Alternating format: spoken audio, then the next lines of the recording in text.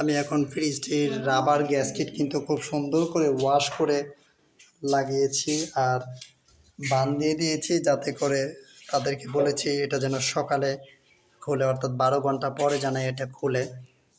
বানটা দেওয়ার কারণ কিন্তু আমি আগেও আমার আগের ভিডিওতে বলছি, এখনও আবার বলে দিচ্ছি।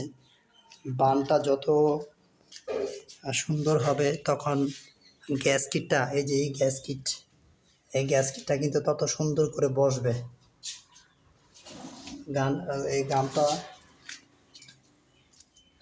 অর্থাৎ এই চ্যানেলের মধ্যে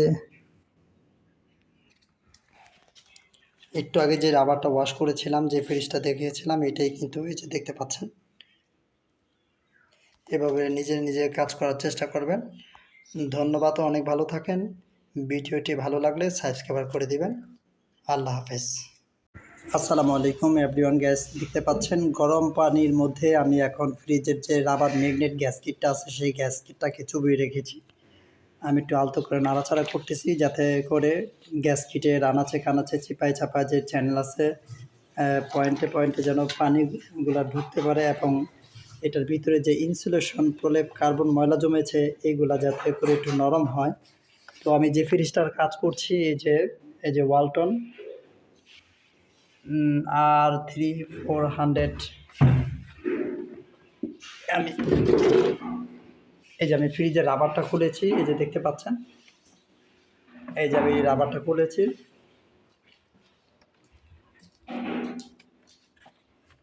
আমার আরও অনেক ভিডিও দেওয়া আছে রাবারের, আপনারা অবশ্য দেখবেন। অনেকে ভয় পান, নিজেরা ওয়াশ করতে পারেন না, মূলত চেষ্টা করেন না, মানে সাহস করতে পারেন না। তবে রাবারটা খুলেছি এখন। এই যে দেখেন ফ্রিজের ভিতরে কত বরফ, মনে হয় এটা বরফের কোনো পাহাড় দেখছেন। এই যে দেখেন প্রচুর পরিমাণ বরফ কিন্তু এমনভাবে জায়গা দখল করে রেখেছে। ফ্রিজের ভিতরের যে বক্স দেখতে পাচ্ছেন তার অধিকাংশ অংশই, মানে একেবারে অর্ধাবর্ধি অংশই কিন্তু বরফে। এই যে দেখেন বরফ দিচ্ছেন, অর্থাৎ এই বরফগুলো যদি এখান থেকে আমি ফেলে দিই, তাহলে এখানে যতটুকু জায়গা আপনারা দেখতে পাচ্ছেন ঠিক তেমন আরও অর্ধেক জায়গা পিছন থেকে পাওয়া যাবে বরফের অংশে। মূলত এই বরফটা জমছে কেন, অনেকে বলেন, প্রশ্ন করেন যে ফ্রিজে বরফ কেন জমে, এটা জানা দরকার। এই ফ্রিজটাকে অটো করার জন্য এখানে একটা থার্মোস্টার ভলিউম ব্যবহার করা হয়েছে। তো এই থার্মোস্টার ভলিউমটা এখানে থেকে যে সিগন্যাল আছে, যেটা নির্দিষ্ট একটা আর্দ্রতা, নির্দিষ্ট একটা থার্মোস্টারের পয়েন্ট আছে, যেটা তার পরিমিত হইলে, তার ওই সীমারেখার মধ্যে যদি থাকে, তাহলে তার অটোমেটিকলি একটা সিগন্যাল অটো রিলে ওভারলোডের এখানে পৌঁছে যায়।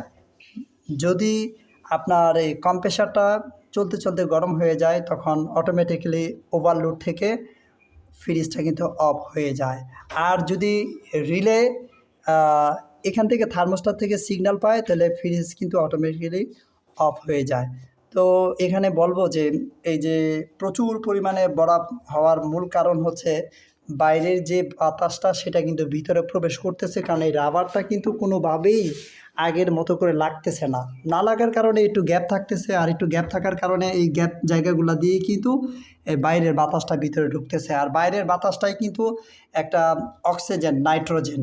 এই নাইট্রোজেনটা যখন ভিতরে ঢুকে, তখন এটা কিন্তু ভিতরে যে এটার হিমায়ক গ্যাস, সেই হিমায়ক গ্যাসের কাজই হচ্ছে কি, যে অক্সিজেনকে জমা করা, অর্থাৎ বরফে পরিণত করা।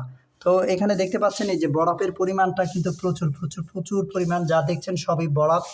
বরফ ভেঙে ফেললে কিন্তু ভিতরে আরও অর্ধেক জায়গা পাওয়া যাবে। তো গ্যাস আপনারা অবশ্যই আমার আরও ভিডিও আছে, দেখবেন, সাবস্ক্রাইব করবেন, যাতে করে ফ্রিজের থার্মোস্টার যদি অটো না হয়, যদি ফ্রিজ চলতেই থাকে অনবরত অনর্গল, যদি ফ্রিজ চলতেই থাকে, তাহলে কিন্তু অতিরিক্ত বরফ জমবে। সেটা কিন্তু দরজার কোনো দোষ না। আর যদি দরজা ভালো করে না লাগে, একটু গ্যাপ থাকে, তাহলে কিন্তু অতিরিক্ত বরফ জমবে। তখন কিন্তু থার্মোস্টারের দোষ না, অর্থাৎ বাইরের বাতাসের কারণে থার্মোস্টার কাজ করছে না। এই জন্য প্রথমত দরজাটাকে ঠিক করতে হবে। দরজা যদি ঠিক হয়, বাইরের বাতাস যদি ভিতরে না ঢুকে, তখন ফ্রিজের পাশে অন্তত 5 থেকে 6 মিনিট কিংবা 10 মিনিট দাঁড়িয়ে থেকে দেখতে হবে যে আপনার এই ফ্রিজটা অটো হচ্ছে কি না। যদি অটো না হয় তখন আপনি অটোমেটিকলি বুঝে যাবেন যে আমার ফ্রিজের থার্মোস্ট্যাটটা নষ্ট। সো গাইস, এই থার্মোস্ট্যাটটা চেক করার জন্য আরেকটা সিস্টেম আছে যেটা আমি আপনাদেরকে জানিয়ে দিচ্ছি। সেটা হচ্ছে আপনার ফ্রিজের থার্মোস্ট্যাটটা ভালো না খারাপ সেটা কিভাবে বুঝবেন। আপনি একটা বরফের টুকরা নেবেন, আলাদা একটা বরফের টুকরা নিয়ে এই থার্মোস্ট্যাটের যে জায়গাতে সিগন্যালের যে সেন্সরটা থাকে সেখানে বরফের টুকরাটা ধরবেন ফ্রিজ চলাকালীন অবস্থায়। তখন দেখবেন বরফের নির্দিষ্ট মান, নির্দিষ্ট আর্দ্রতা, বরফের যে ঠান্ডার যে ইয়েটা অসিলেশনটা সেটা যখন সেন্সর পাবে তখন অটোমেটিক্যালি ফ্রিজ অফ হয়ে যাবে। তখন আপনি বুঝতে পারবেন আপনার থার্মোস্ট্যাটটা ভালো না খারাপ।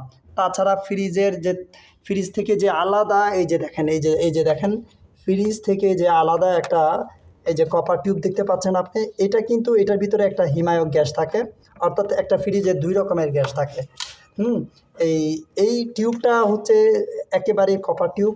এই কপার টিউবের মাঝখানে সীসা দেওয়া আছে, ওই সীসাটাকেই মূলত সিগন্যাল এই থার্মোস্ট্যাটে নিয়ে আসে। এই সীসাটার আগায় যদি আপনি ঠান্ডা পানি ধরেন বা বরফ ধরেন তখন অটোমেটিক্যালি আপনার এই থার্মোস্ট্যাটটা টিক করবে, অর্থাৎ অফ হয়ে যাবে। তখন আপনি বুঝতে পারবেন আপনার এই থার্মোস্ট্যাটটা ভালো আছে নাকি নষ্ট। সো গাইস, আপনারা অনেক ভালো থাকেন। অনেক সময় দিয়ে ভিডিওটি দেখার জন্য অনেক অনেক অনেক অনেক ধন্যবাদ। আল্লাহ হাফেজ, ভালো থাকেন। আমি যে রাবারটা এখন ওয়াশ করব, ওয়াশ করার পরে এখানে ভিডিও ধরার মতো কোনো লোক নাই, ভিডিও করবে এমন কোনো লোক নাই, তো নিজেই ভিডিও করছি, নিজেই কাজ করছি।